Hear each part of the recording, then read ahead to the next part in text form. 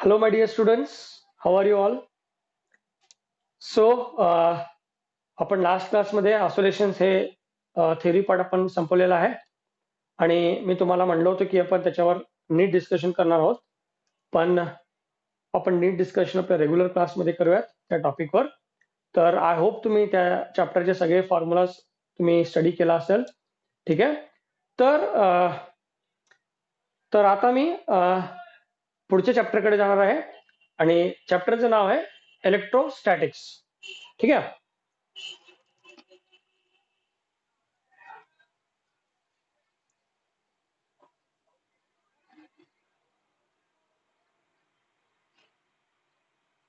Electrostatics. तर इथे before moving towards the chapter, I like to discuss some of the basic terms. I like to revive some basic terms related with the electrostatics. So this all begins with uh, electronics. आता electronics म्हणजे it is a branch of physics which deals with the study of behavior of electron. आता behavior of electron म्हणजे काय? तर या ठिकाणी behaviour in sense electrons is in motion और electron is in rest. Okay. तर त्याला बिहेवियर ऑफ इलेक्ट्रॉन्स असं म्हणायचं. तर इलेक्ट्रॉनिक्स हे फिजिक्सचं ब्रँच आहे. त्यामध्ये आपण इलेक्ट्रॉन्स जेव्हा रेस्टमध्ये असतं तेव्हा ते काय काय प्रॉपर्टी दाखवतं आणि जेव्हा इलेक्ट्रॉन मोशनमध्ये असतं तेव्हा ते काय काय दाखवतं. आता इलेक्ट्रॉन आपल्याला माहितीच आहे. Okay. One of the member of the atom. Okay. Electron. तर इलेक्ट्रॉन्स जर आपण इलेक्ट्रॉनिक्स जर आपण पाहिलं तर इलेक्ट्रॉनिक्स हे फिजिक्सचे एक ब्रँच आहे.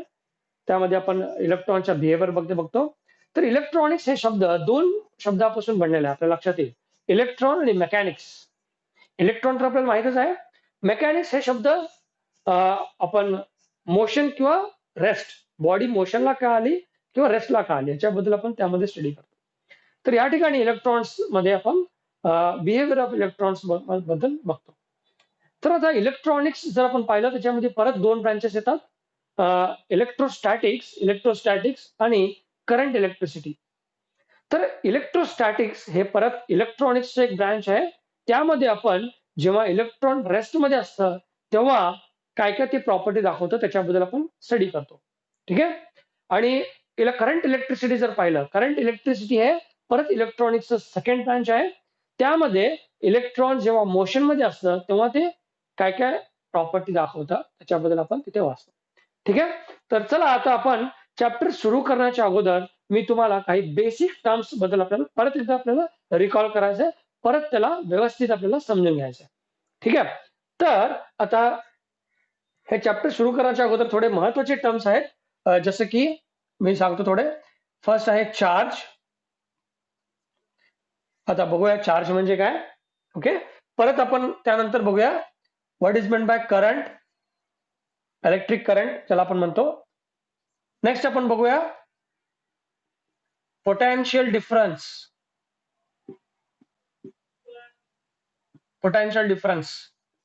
नंतर आपण बघूया व्हॉट इज इलेक्ट्रिक फील्ड आणि त्यानंतर आपण बघूया what is meant by electric flux. ठीक आहे. तर चॅप्टर सुरुवात करण्याच्या अगोदर आपण हे महत्वाचे जे टर्म्स आहेत त्याला आपण व्यवस्थित समजण्याचा प्रयत्न करूया. ठीक आहे. तर आता मी सुरुवात करतो फर्स्ट टर्म पासून. त्याला आपण म्हणतो चार्ज. ठीक आहे. तर आपल्याला माहितीच असेल charge is an fundamental intrinsic property of the material because of which electrical forces are arises. अशा पद्धतीने आपण याला डिफाईन करतो. ठीक आहे. So charge is an fundamental intrinsic property of a material, any material if you consider. So charge is like an intrinsic property of the material. जसं की मास आहे, एक वस्तू आहे त्याला मासही असतं, तर मास ही त्याची इंट्रिन्सिक प्रॉपर्टी आहे. त्याच प्रकारे चार्ज सुद्धा एका वस्तूची इंट्रिन्सिक प्रॉपर्टी असते. आणि होतं काय ह्या चार्जमुळे? हे चार्जमुळे इलेक्ट्रिकल फोर्सेस प्रोड्यूस होतात. चार्जमुळे इलेक्ट्रिकल फोर्सेस प्रोड्यूस होतात. त्यालाच आपण काय म्हणतो? इलेक्ट्रोस्टॅटिक फोर्स असं म्हणतो. इलेक्ट्रोस्टॅटिक फोर्स, इलेक्ट्रोस्टॅटिक फोर्स असं म्हणतो. ठीक आहे. तर आता आपल्या लक्षात आलं असेल चार्ज म्हणजे काय. It is an intrinsic property of the material because of which electrical forces are arises और प्रोड्युस्ड. तर आता हे चार्ज बॉडीवर, वस्तूवर येतं कुठून. आता जस्ट आपण एक एक वस्तू पाहिलं, एक बॉडी कन्सिडर करा. Consider this is an body. So as you all know, any body in the universe is made up of the fundamental unit of a material. We call this as atom. सगळे वस्तू हे atom पासून बनलेल्या आहेत. आणि atom काय? What is atom? We know that atom consists of protons and neutrons at the center and a negative electron. A negative electron is revolved around the nucleus, and inside the nucleus, if you see, there is a proton and neutron. हे आपल्याला माहिती आहे atomic structure कसं असतं म्हणून. ठीक आहे. आणि या ठिकाणी जर आपण पाहिलं, सेंटरमध्ये प्रोटॉन आणि न्यूट्रॉन हे दोन पार्टिकल असतात आणि ह्याला आपण न्यूक्लियस असं म्हणतो. आणि त्या सराउंडिंग इलेक्ट्रॉन्स असं फिरत असते. इलेक्ट्रॉन सुद्धा एक पार्टिकल आहे. आणि ऑलरेडी आपल्याला माहित आहे electron is a negatively charge particle, आपण असं म्हणतो त्याला. आणि ह्याचं जे नेगेटिव्ह चार्ज आहे त्याचं मॅग्नेट्यूड, त्याचं व्हॅल्यू आपल्याला कसं लक्षात आलेलं आहे. आपल्याला मिल्लिकन्स ऑइल ड्रॉप मेथड हे एक्सपेरिमेंट आपण त्याचं ते डिटरमाइन केलेलं आहे. त्याची व्हॅल्यू काय आहे, -1.6 इंटू 10⁻⁻19 कुलम हे त्याची मॅग्नेट्यूड आहे, त्याची चार्जची व्हॅल्यू आहे. आणि चार्ज जे आहे त्याला आपण कुलमने मेजर करतो. ठीक आहे. तर त्याला आपण बघूयात, आपण हे कुलम्स म्हणजे काय वगैरे सगळं. ठीक आहे. तर हे प्रोटॉन, न्यूट्रॉन, इलेक्ट्रॉन हे ॲटमचे बेसिक फंडामेंटल पार्टिकल्स आहेत. हे इलेक्ट्रॉन्स आहेत. त्याचं चार्ज आपल्याला माहिती ऑलरेडी, हे नेगेटिव्ह चार्ज पार्टिकल आहे आणि त्याची चार्जची व्हॅल्यू आहे -1.6 इंटू 10⁻⁹ कुलम. आता ह्या बॉडीवर चार्ज येतो कुठून. आता माहिती आहे कुठलीही बॉडी जर आपण कन्सिडर केलं, हे ॲटम्स पासून बनलेलं आहे. आणि हे आहे ॲटम. ॲटॉमिक स्ट्रक्चर अशा पद्धतीचं आहे. प्रोटॉन, न्यूट्रॉन, इलेक्ट्रॉन असं. जेव्हा आपण एक न्यूट्रल आयटम बघतो, okay, when you talk about a neutral atom, in a neutral atom what happens, the number of electrons is equal to number of protons. एका stable neutral item मध्ये काय असतं, जितके इथे प्रोटॉन्स आहेत. आता आपल्याला इथे लक्षात आलं असेल, प्रोटॉन हे पॉझिटिव्हली चार्ज पार्टिकल असं म्हणतो आपण. त्यामध्ये न्यूट्रॉन आहे, न्यूट्रॉनला कुठलाही चार्ज नाही. Okay, there is no charge of the neutron. Proton is a positively charge particle and electron is a negatively charged particle. So in a neutral atom, if you see, number of proton is same as number of electron. जितके proton nucleus मध्ये असतात तितके electron revolve करत असतात. ते दोन्ही same असतात. हे न्यूट्रल आयटम झालं. म्हणजे जितके पॉझिटिव्ह चार्ज आहे तितकं निगेटिव्ह चार्ज आहे. तर number of electron is same as number of proton. हे आहेत ते न्यूट्रल आयटम. तर आता माहित आहे सगळ्या वस्तू आयटम पासून बनलेल्या आहेत. तर या वस्तूवर चार्ज येतो कुठून, जेव्हा ह्या ॲटमची न्यूट्रलिटी आपण डिस्टर्ब करू तेव्हा ह्या ॲटमवर चार्ज येतं. म्हणजे काय डिस्टर्ब करू म्हणजे काय, समजा ह्या ॲटम मध्ये, आता हे न्यूट्रल आहे, त्याच्यामध्ये number of electrons, number of proton same आहे. जेव्हा मी एक्सटर्नल एनर्जी देऊन इथले थोडे इलेक्ट्रॉन्स रिमूव्ह करतो तेव्हा काय होतं, तेव्हा number of electron is less than number of proton होतं. ठीक आहे. जेव्हा मी एनर्जी देऊन थोडे इलेक्ट्रॉन्स रिमूव्ह केलं ॲटम मधून, तर नंबर ऑफ इलेक्ट्रॉन्स कमी झाले नंबर ऑफ प्रोटॉन पेक्षा. तेव्हा ह्या ॲटमवर कुठलं चार्ज आलं, तेव्हा आपण ह्याला म्हणतो पॉझिटिव्ह चार्ज.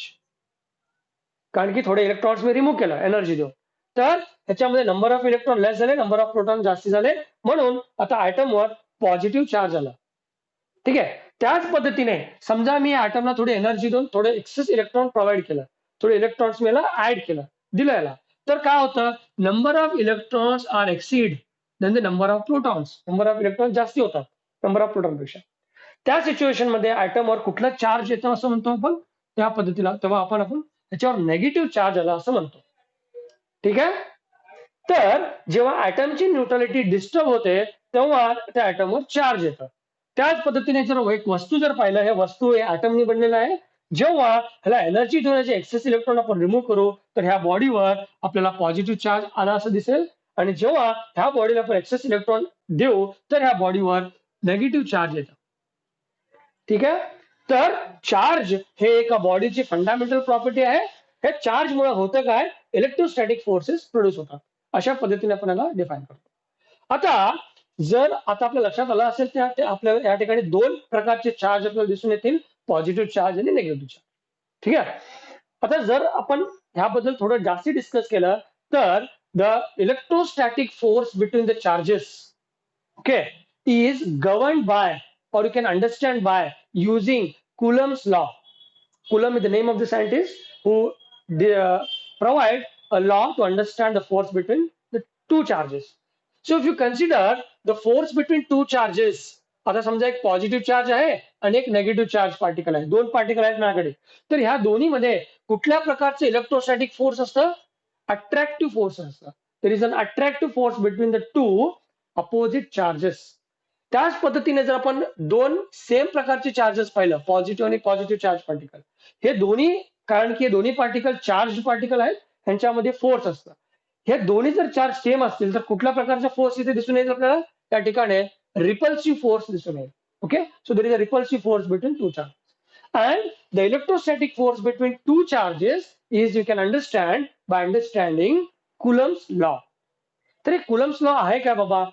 कुलम्स लॉ कशा पद्धतीने आपण स्टेटमेंट देतो, कशा पद्धतीने आपण डिफाईन करतो? तर कुलम्स लॉ काय म्हणतं? The electrostatic force, the magnitude of the force between the two charges, the electrostatic force between the two charges, त्याला आपण एफ असे कन्सिडर करूया. F is electrostatic force.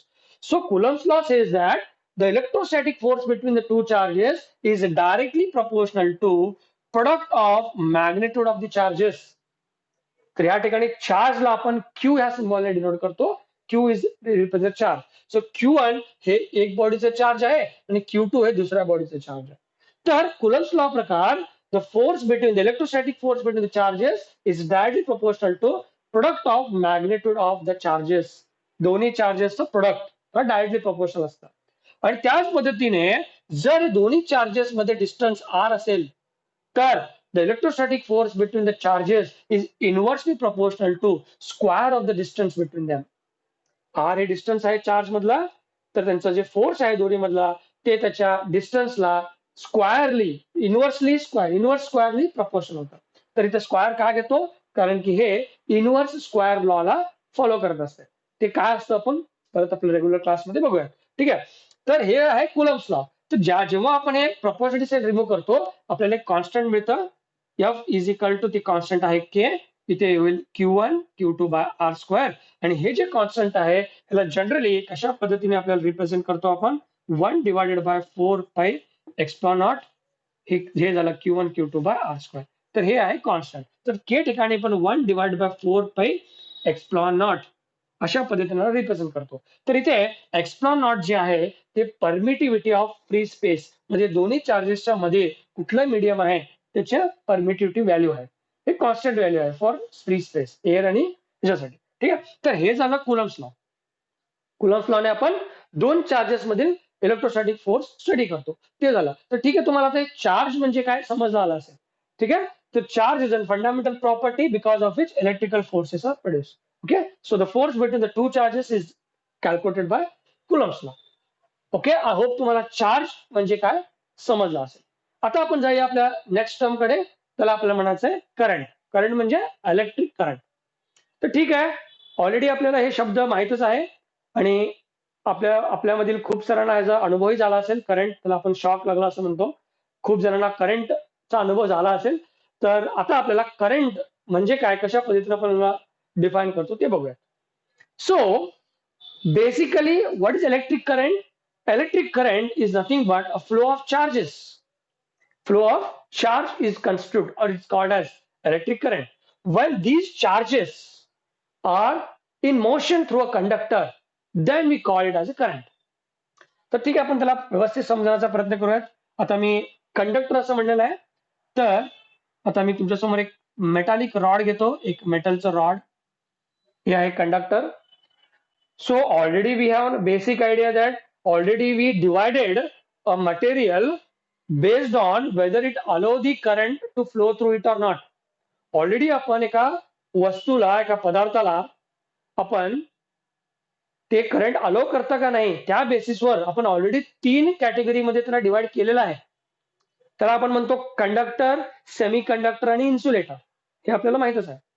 तर आपण कंडक्टर युजली कशाला म्हणतो? Metals, all metals are conductors. तर conductors कशाला म्हणतो? The conductors which easily allow the current to flow through it is called as conductor. So basically to see a conductor, what is the reason of allowing the current? हे का करंटला अलो करते easily? त्याचं reason आहे, या कंडक्टरमध्ये free electrons असतात. There are lots of free electrons are there. ठीक आहे. So in a conductor, in a metal, there are more number of free electrons and the flow of these electrons constitute the current. आता जर मी म्हटलं electron हे negatively charge particle आहे, तर flow of electron म्हणजे flow of negatively charge म्हणजे flow of charge. So conductor मध्ये हे जे नेगेटिव्ह इलेक्ट्रॉन्स असतात ते मोशन मध्ये असतात. आता जर बघा, हे आहे एक मेटॅलिक रॉड, मेटलचं रॉड घेतलं आता, कारण की मेटल आहे, कंडक्टर आहे, ह्याच्यामध्ये फ्री इलेक्ट्रॉन्स आहेत. आणि हे जे फ्री इलेक्ट्रॉन्स आहेत ते मोशन मध्ये असतात. का बर? कारण की सराउंडिंग जे टेम्परेचर आहे त्याला म्हणतो थर्मल एनर्जी. ते जे सराउंडिंग एनर्जी घेऊन, थर्मल एनर्जी घेऊन हे इलेक्ट्रॉन्स मोशन मध्ये असतात, त्यांना कायनेटिक एनर्जी असते.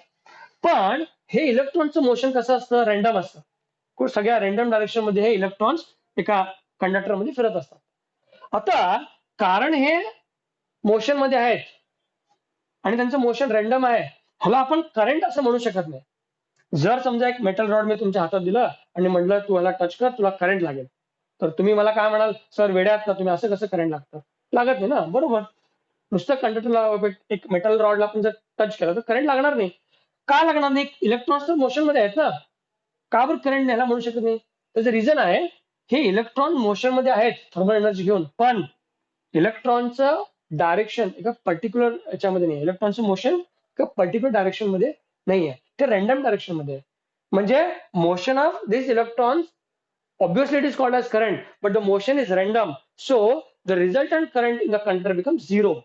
Why? Because some electrons move in one direction, some electrons move in opposite direction. So therefore, because of the random motion, the total current is called as zero. Okay, so there is no current. Even though the electrons are in motion, it doesn't call it as a current. Okay, तर हे तुम्हाला लक्षात आलं असेल concept. Conductor आहे, free electrons आहेत आणि free electrons thermal एनर्जीने motion मध्ये असतात, पण त्यांचं मोशन एका पर्टिक्युलर डायरेक्शन मध्ये नसतं, म्हणून इथे करंट नसतं. तर ह्या जे मेटल रॉड मध्ये करंट केव्हा येईल? When there is a flow of electrons in a particular direction. आता हे सगळे इलेक्ट्रॉन जे आहेत रॅन्डम डायरेक्शन मध्ये आहेत, त्यांना एका डायरेक्शन मध्ये कसं आणणार तुम्ही? तर त्यासाठी तुम्हाला काय करावं लागेल? हे अक्रॉस दी कंडक्टर तुम्हाला एक पोटेन्शियल डिफरन्स क्रिएट करावं लागेल. म्हणजे आता आपल्याला सेकंड ह्या टर्म कडे जाणार होतो आपण. तर जेव्हा मी या ठिकाणी असं वायर घेऊन एक बॅटरी कनेक्ट करेन, तर हे आहे बॅटरी, आणि बेसिकली हे जे सिम्बॉल आहे हे डीसी सोर्सचं सिम्बॉल आहे. डीसी बॅटरी, जे आपण सेल घेतो, बॅटरी घेतो किंवा ड्राय सेल घेतो, ते सेल आहे. तर या ठिकाणी आपण त्याला असं सिम्बॉलिकली रिप्रेझेंट करतो. हे जे मोठं लाईन आहे आपण पॉझिटिव्ह म्हणायचं आहे आणि हे नेगेटिव्ह टर्मिनल असतं लहान लाईन. ठीक आहे. तर ह्या ठिकाणी मी हे बॅटरी कनेक्ट केलं अक्रॉस दी रॉड. हे बॅटरी कनेक्ट केलं म्हणजे काय केलं? ह्या ठिकाणी मी पोटेन्शियल डिफरन्स क्रिएट केलं. म्हणजे अक्रॉस द रॉड मी एक पोटेन्शियल डिफरन्स प्रोव्हाइड केलं बॅटरी कनेक्ट करून. हे पोटेन्शियल डिफरन्स ह्याला आपण व्होल्टेज सुद्धा म्हणतो, व्होल्टेज सुद्धा म्हणतो. आणि हे जे पोटेन्शियल डिफरन्स किंवा व्होल्टेज आहे हे कशामध्ये मेजर करतो आपण? हे व्होल्ट मध्ये मेजर करतो. व्होल्ट सिम्बॉलिक केलेला व्ही असं लिहितो आपण, व्होल्ट. ठीक आहे. तर अगोदर नुसतं रॉड होतं, त्याच्यामध्ये इलेक्ट्रॉन्स होते, इलेक्ट्रॉनचं डायरेक्शन रॅन्डम होतं. रॅन्डम डायरेक्शन असल्यामुळे ह्याला करंट आपण म्हणू शकणार नाही. पण जेव्हा ह्या रॉडला मी एक बॅटरी प्रोव्हाइड करतो, एक बॅटरी कनेक्ट करतो, पोटेन्शियल डिफरन्स देतो, पोटेन्शियल डिफरन्स दिल्यामुळे काय होतं? कारण तुम्हाला लक्षात आलं असेल, हे इलेक्ट्रॉन्स आहेत, नेगेटिव्हली चार्ज आहेत, तर सगळे पोटेन्शियल डिफरन्स दिल्यानंतर काय होतं? सगळे इलेक्ट्रॉन्स जे आहेत ते पॉझिटिव्ह पोटेन्शियल कडे मूव्ह करावं लागतात. कारण की नेगेटिव्ह चार्ज आहे आणि इथं पॉझिटिव्ह पोटेन्शियल आहे, तर नेगेटिव्ह इलेक्ट्रॉन्स पॉझिटिव्ह कडे अट्रॅक्ट होतात. म्हणून सगळे इलेक्ट्रॉनचं डायरेक्शन पॉझिटिव्ह पोटेन्शियल कडे होतं. जेव्हा मी पोटेन्शियल डिफरन्स क्रिएट केलं बॅटरी देऊन, पोटेन्शियल डिफरन्स प्रोव्हाइड केलं, तेव्हा काय झालं? सगळे इलेक्ट्रॉन एका डायरेक्शन मध्ये पॉझिटिव्ह कडे मूव्ह करायला लागले. ठीक आहे. आता सगळे इलेक्ट्रॉन एका डायरेक्शन मध्ये आहेत, म्हणून आपण ह्याला the flow of electrons in a particular direction is called as electric current. ठीक आहे. तर आता परत आपल्याला इथे दोन टर्म लक्षात ठेवायचे. फर्स्ट आहे इलेक्ट्रिक करंट. आता flow of electrons towards the positive potential we called as electric current. आता करंट म्हणजे काय? Flow of charges. चार्जेस म्हणजे इलेक्ट्रॉन्स. ह्याला आपण करंट म्हणतो. तर पोटेन्शियल डिफरन्स व्होल्टेज दिल्यामुळे काय झालं? सगळे इलेक्ट्रॉन्स पॉझिटिव्ह पोटेन्शियलकडे अट्रॅक्ट होऊन ह्या ठिकाणी मूव्ह करू लागले आणि हे जे मोशन आहे ह्याला आपण म्हणतो इलेक्ट्रिक करंट. आणि ह्या direction of the electric current आपण कसे घेतो? हे कसं आपल्या लक्षात येईल? सगळे इलेक्ट्रॉन पॉझिटिव्ह पोटेन्शियलकडे चालत म्हणजे नेगेटिव्ह टू पॉझिटिव्ह हे आहे direction of the current. Negative to positive. So हे नेगेटिव्ह टू पॉझिटिव्ह जे आहे ह्याला आपण तो इलेक्ट्रिक करंट. ओके. आणि हे झालं डायरेक्शन त्याचं. पण अनेक टर्म आपल्या लक्षात ठेवायचं आहे ते आहे कॉन्व्हेन्शनल करंट. कॉन्व्हेन्शनल करंट म्हणजे काय? आता आपल्या लक्षात आलं असेल सगळे इलेक्ट्रॉन्स असे पॉझिटिव्ह पोटेन्शियलकडे मूव्ह करतात. ठीक आहे. तर ह्याला आपण म्हणतो इलेक्ट्रिक करंट आणि त्याचं डायरेक्शन आपल्याला घ्यायचं नेगेटिव्ह टू पॉझिटिव्ह. सगळे इलेक्ट्रॉन्स नेगेटिव्ह टू पॉझिटिव्ह कडे मूव्ह करत असतात अक्रॉस दी पोटेन्शियल डिफरन्स. ठीक आहे. त्याला आपण म्हणतो इलेक्ट्रिक करंट. आता कन्व्हेन्शनल करंट म्हणजे काय? आता जनरली कुठल्याही इलेक्ट्रिक सर्किटमध्ये आता ह्याला आपण म्हणायचं electric circuit the closed loop of a conductor across the source. आता हे बॅटरी सोर्स आहे, एक क्लोज लूप क्रिएट झाला आपण म्हणतो सर्किट. इलेक्ट्रिक सर्किट असं म्हणतो ना. ठीक आहे. एक close loop of a conductor is called electric circuit. तर कुठल्याही सर्किटमध्ये युजली आपण डायरेक्शन ऑफ द करंट काय घेतो? कन्व्हेन्शनल जे करंट आहे त्याचं जे डायरेक्शन आहे त्यालाच आपण डायरेक्शन असं कन्सिडर करतो.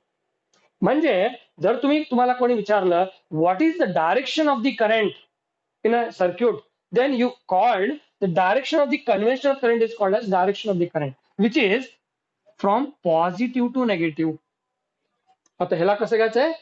पॉझिटिव्ह टू नेगेटिव्ह कन्सिडर करायचं आहे. तर ह्याला कन्व्हेन्शनल करंट असे म्हणतात. ते आपण काय करतो? ऍक्च्युअल जे इलेक्ट्रॉन्स फ्लो आहेत नेगेटिव्ह टू पॉझिटिव्ह त्याचे अपोजिट कन्सिडर करतो. इलेक्ट्रॉन्स ऍक्च्युअली कसं चालेल? नेगेटिव्ह टू पॉझिटिव्ह चालेल. पण आपण डायरेक्शन ऑफ द करंट कसं दाखवणार? पॉझिटिव्ह टू नेगेटिव्ह दाखवणार. Opposite to the direction of the electron flow. आता असं का बरं करायचं सर? का बरं आपण इलेक्ट्रिक करंटचं डायरेक्शन आपण ऍक्च्युअल का कन्सिडर करत नाही? का आपण कन्व्हेन्शनल करंटला कन्सिडर करायचं? कन्व्हेन्शनल करंट म्हणजे जे इलेक्ट्रॉन्सच्या अपोजिट फ्लो होत आहे त्याला आपण कन्व्हेन्शनल करंट असं घेतो. का असं करायचं आपण? तर या ठिकाणी तुम्ही एक लक्षात ठेवा, इथे इलेक्ट्रॉनिक्स मध्ये आपण बिहेवियर ऑफ इलेक्ट्रॉन्स बद्दल स्टडी करतो, बरोबर? आता इथे इलेक्ट्रॉन्स कुठे चाललेत त्याला जास्ती महत्व नाहीये. पण इलेक्ट्रॉन्सला कुठून जास्ती रिक्वायरमेंट आहे त्याला जास्ती महत्व दिलं जातं. म्हणजे कसं? तुम्ही आता एक एक्झाम्पल देतो तुम्हाला. समजा असं एक वायर आहे, हे वायरचे हे एंड परत 3 वायरला कनेक्टेड आहे आणि समजा ह्या वायर मधून इलेक्ट्रॉन फ्लो होत आहे अशा पद्धतीने आणि हे परत कंडक्टर इथे 3 कंडक्टरला कनेक्टेड आहे. ह्याला आपण नाव देऊया ए, बी आणि सी. आता मला सांगा हे इलेक्ट्रॉन्स कुठे जाईल? इथून फ्लो होऊन ते ए कडे जाईल का बी कडे जाईल का सी कडे जाईल? कुठे जाईल? तर इथे इलेक्ट्रॉनच्या डायरेक्शनला महत्व नाहीये. इलेक्ट्रॉन्स कुठे चालत त्याला महत्व नाहीये. कुठून त्याला जास्ती पोटेन्शियल डिफरन्स आहे तिथे होईल. म्हणजे पॉझिटिव्ह पोटेन्शियल ए ला जास्ती आहे का बी ला जास्ती आहे का सी ला जास्ती आहे त्यानुसार इलेक्ट्रॉन जाईल. जर पॉझिटिव्ह पोटेन्शियल ए कडे जास्ती असेल बी आणि सी किंवा सी पेक्षा तर इलेक्ट्रॉन जाईल इकडे अशा पद्धतीने जाईल. जर पॉझिटिव्ह पोटेन्शियल बी कडे जास्ती आहे तर इलेक्ट्रॉन असं जाईल. सी कडे जास्ती असेल म्हणजे पोटेन्शियल कुठून आहे? पॉझिटिव्ह पोटेन्शियल कुठल्या डायरेक्शनला आहे त्या डायरेक्शनला इलेक्ट्रॉन त्या पद्धतीने बिहेव करेल. कुठून त्याला जास्ती बोलायला? मी इलेक्ट्रॉन आहे, मी कुठे जातो त्याला महत्व नाही आहे. मला जास्ती बोलावा कुठून येतं? मला जास्ती पॉझिटिव्ह पोटेन्शियल कुठे आहे त्याला जास्ती महत्व दिलं जातं. त्या पद्धतीने म्हणजे त्यानुसार इलेक्ट्रॉन बिहेव करतो ना. म्हणून पॉझिटिव्ह पोटेन्शियल कुठल्या डायरेक्शनने आहे त्या डायरेक्शनला आपण करंटचं डायरेक्शन असं कन्सिडर करतो. ते कसं असेल? Opposite to the direction of the electron. Electron असं जातात खरे पण आपण करंट कसं चाललं म्हणतो? Positive to negative current flow होतं असं म्हणतो. ठीक आहे. तर ह्याला कन्व्हेन्शनल करंट असं म्हणतात. काही कन्फ्युज करायची गरज नाही. हे इलेक्ट्रिक करंट म्हणजे actual flow of electron from negative to positive आणि कन्व्हर्शन करंटचं अपोजिट घेतो आपण आणि तेच आपण प्रत्येक सर्किटमध्ये इंडिकेट करत असतो. कुठेही जर आपण एका सर्किटमध्ये असं हे जर पाहिलं हे कन्व्हेन्शनल करंट असतं. ह्याला पॉझिटिव्ह टू निगेटिव्हने आपल्याला रिप्रेझेंट करायचं असतं. ठीक आहे. तर आय होप तुम्हाला कळालं असेल करंट म्हणजे काय? The flow of electrons in a particular direction is called as current. आणि इथे आपल्याला एक लक्षात आलं असेल जेव्हा या कंडक्टरला मी पोटेन्शियल डिफरन्स देतो तेव्हा त्याच्यातून करंट फ्लो होतं. म्हणजे असं म्हणू शकतो का मी, the potential difference or you can say the current is directly proportional to potential difference. म्हणजे जेव्हा मी पोटेन्शियल डिफरन्स देईन तेव्हाच करंट फ्लो होईल. एक समजा एक माझ्याकडे एक वायर आहे, त्याच्यामध्ये करंट असेल का नाही, जेव्हा मी त्याला पोटेन्शियल डिफरन्स देईन, बॅटरी कनेक्ट करेन, तेव्हाच करंट फ्लो होईल. म्हणजे I is proportional to V म्हणू शकतो का मी. ह्याला आज आपल्याला म्हणायचं आहे ओम्स लॉ. इथे आपल्याला इथे लक्षात ठेवायचं ओम्स लॉ. तर ओम्स लॉ काय म्हणतं, the potential difference across the conductor, the current across the current is directly proportional to potential difference across the conductor, providing some physical condition remains constant. ठीक आहे. तर हे आहे I is proportional to V.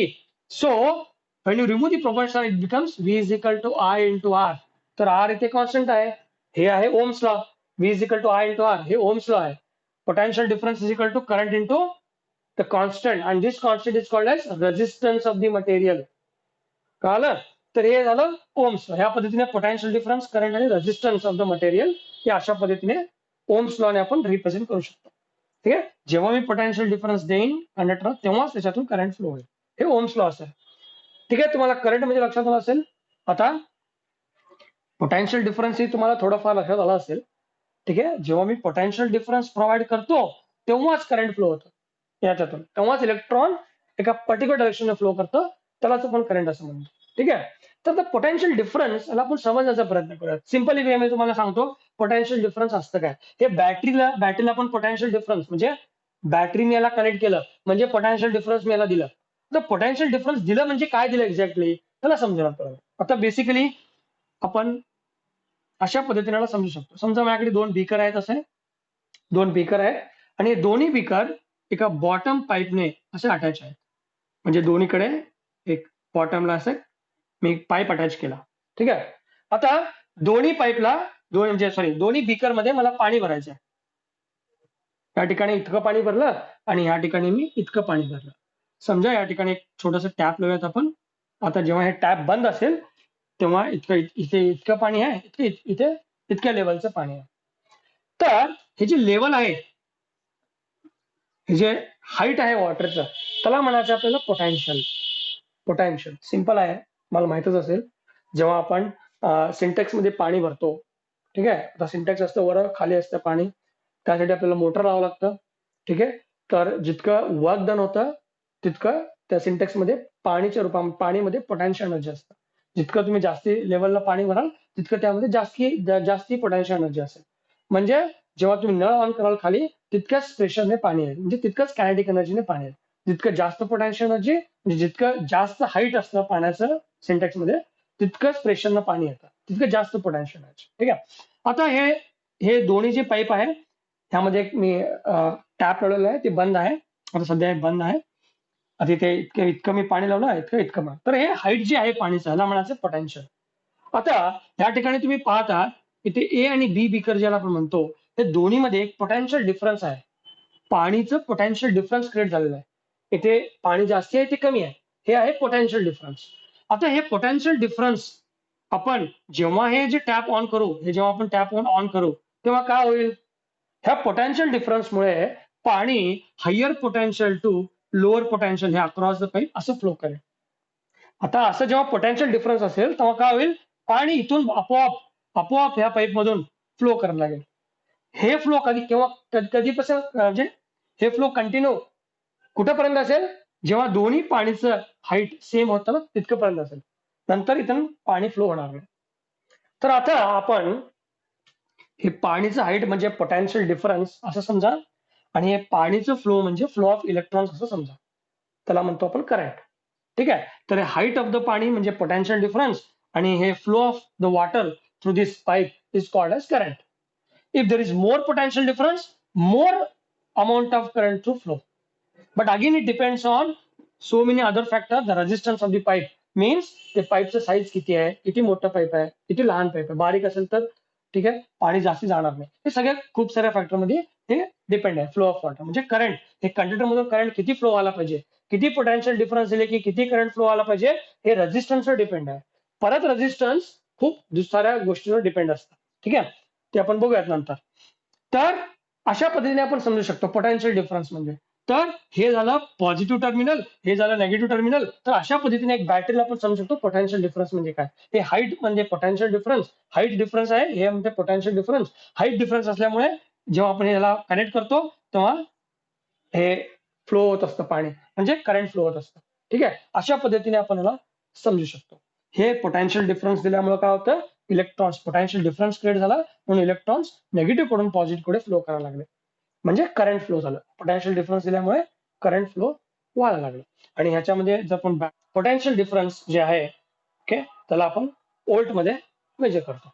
ठीक आहे, तर हे होतं आपलं करंट आणि पोटेन्शियल डिफरन्स. ठीक आहे, आता आपण जाऊयात आपल्या नेक्स्ट टर्म कडे, ते आहे इलेक्ट्रिक फील्ड. इलेक्ट्रिक फील्ड म्हणजे काय. ठीक आहे,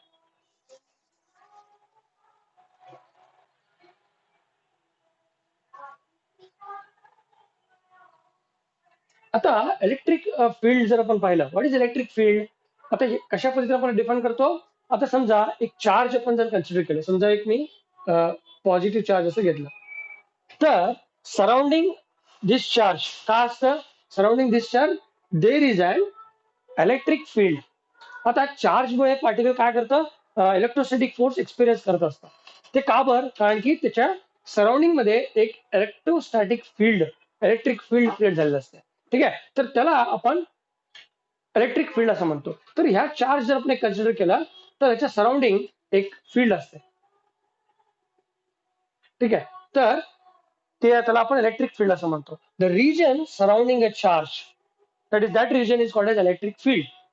बट आपण ह्याला डिफाईन कसं करतो, how we can define electric field. So, suppose this is a positive charge and this is the region where the electric field is lies. So, suppose if you bring a unit positive charge, त्याला आपण Q dot असे घेतो. Unit positive charge, unit positive charge किंवा ह्याला taste charge असं म्हणतो आपण, taste charge. कारण या चार्जची इलेक्ट्रिक फील्ड किती आहे हे आपल्याला समजून घेण्यासाठी एक आणि एक चार्ज आपण या फील्ड मध्ये आणणार आहोत, आणि त्या चार्जला आपल्याला टेस्ट चार्ज असं म्हणायचं.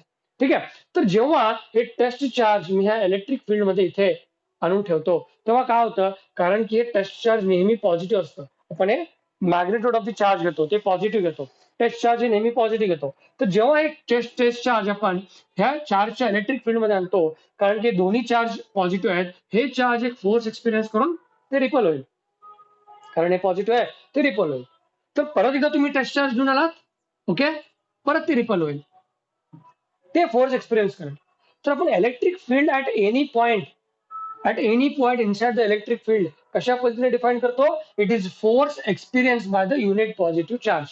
म्हणजे इलेक्ट्रिक फील्ड आपण ई ने डिनोट करतो, is nothing but force experience. Which force, electrostatic force of attraction और repulsion. It is a force experience per unit positive charge, Q naught, test charge. ठीक है, the force experienced per unit positive charge is called as electric field. So it is a region surrounding a charge in which another charge experiences the force.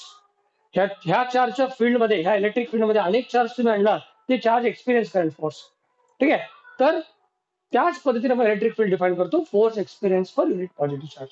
ठीक आहे, तर हे झालं electric field. अशा पद्धतीने आपण डिफाईन करतो इलेक्ट्रिक फील्डला. आणि जर एक्सप्रेशन जर आपण पाहायचं असेल, आता आपल्याला माहिती आहे the force between the two charges, coulomb force, अशा पद्धतीने आपण रिप्रेझेंट करतो. तर electric field at any point inside the charge, ह्याला आपण कशा पद्धतीने डिफाईन करायचं किंवा कशा पद्धतीने आपण ते फॉर्म्युला आपल्याला मिळेल. आता या आपल्याला माहिती आहे force between the two charges, एक चार्ज आपलं हे कॅपिटल क्यू आणि दुसरं चार्ज आहे क्यू नॉट. ह्या कॅपिटल क्यू चार्ज मध्ये मी अनेक चार्ज आणलं, म्हणून ते फोर्स एक्सपिरियन्स केलं. तर इलेक्ट्रिक फील्डला कसं डिफाईन केलं, फोर्स पर युनिट चार्ज. ठीक आहे, तर आपल्याला force between these two charges आपल्याला माहित आहे कुलम्स लॉ प्रकारे. ते काय आहे, 1/4πε0 Q1. आता हे Q1 म्हणजे हे चार्ज, तर या ठिकाणी कॅपिटल घेतो मी, हे Q आणि एक चार्ज म्हणजे Q0 divide by distance between them. जर दोघांमध्ये डिस्टन्स R असेल तर इट बिकम्स R². ठीक आहे, डिवायडेड बाय Q0. ठीक आहे, तर या ठिकाणी जर हे Q0 इकडे आणलं तर हे 1/Q0 होईल. Q0 कॅन्सल होईल. म्हणून इलेक्ट्रिक फील्ड स्ट्रेंथ म्हणजे इलेक्ट्रिक फील्ड इंटेन्सिटी किंवा electric field strength at any point inside the electric फील्डचा formula काय होतं, 1/4πε0 Q divided by R square. Q is the discharge. तर हे इलेक्ट्रिक फील्ड झालं. ठीक आहे. तर हे होतं इलेक्ट्रिक फील्ड. एका चार्जच्या सराउंडिंग एक फील्ड असते, त्याला आपण इलेक्ट्रिक फील्ड म्हणतो. तर याला आपण डिफाईन असं करतो, त्या फील्डमध्ये अनेक चार्ज तुम्ही घेऊन या, ते चार्ज एक्सपिरियन्स फोर्स एक्सपिरियन्स करेल, तर इलेक्ट्रिक फील्ड अशा पद्धतीने आपण डिफाईन करतो. ठीक आहे. तर हे होतं इलेक्ट्रिक फील्ड. आता आपण बघूयात what is meant by electric flux. Electric फ्लक्सच्या अगोदर मी तुम्हाला सांगतो, एक चार्जच्या सराउंडिंग जे इलेक्ट्रिक फील्ड असते, अशा पद्धतीने इलेक्ट्रिक फील्ड असते, त्या इलेक्ट्रिक फील्डला आपण usually electric field lines draw करून रिप्रेझेंट करत असतो. म्हणजे कसं,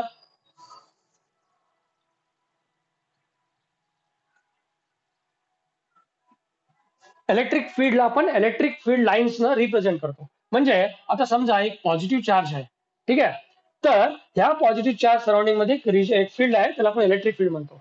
तर आता इलेक्ट्रिक फील्ड लाईन्स आपण ह्याला का ड्रॉ करतो, याचं रिझन काय आहे, जेव्हा आपण एक unit positive charge test charge जेव्हा आपण ह्या फील्ड मध्ये घेऊन येतं, तेव्हा काय होतं, ते हवे जाईल, कारण की हे पॉझिटिव्ह चार्ज आहे, ते हवे जाईल. परत तुम्ही घेऊन या, परत ते हवे जाईल. परत तुम्ही घेऊन या, परत ते हवे जाईल. तर इलेक्ट्रिक फील्ड लाईन्स बेसिकली काय आहेत, म्हणजे electric field line represents the path traveled by the unit positive charge. If this charge is positive and if you being a unit positive charge, the path traveled by the unit positive charge, आता हे positive charge मी इथे आणलं, कसं जाईल, हे हवे जाईल असं. तर अशा हे पाथनं जाईल. परत आहे ना, अशा पाथनं जाईल. परत इथे आणून ठेवा, परत हे अशा पाथनं जाईल. तर हे जे पाथ आहे, the path travelled by the unit positive charge surrounding this charge, that path indicates the electric field lines.